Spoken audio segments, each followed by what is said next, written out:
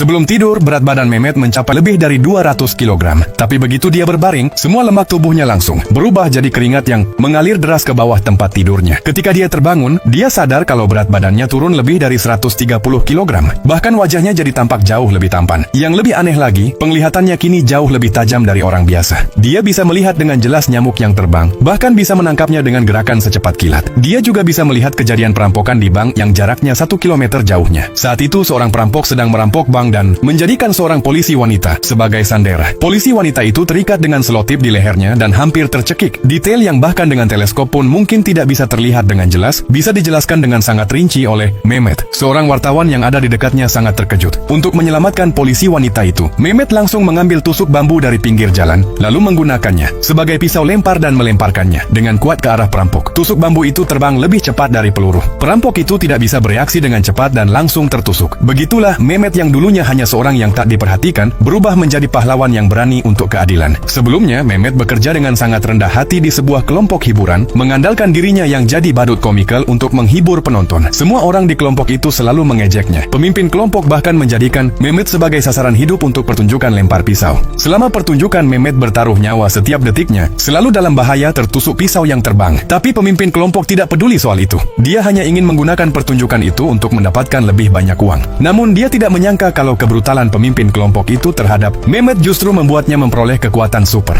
Malam itu, pemimpin kelompok memerintahkan orang-orangnya untuk menangkap Mehmet dan memaksanya masuk ke dalam sebuah gua berbahaya. Gua itu dulunya adalah tempat perlindungan serangan udara dari zaman Perang Dunia.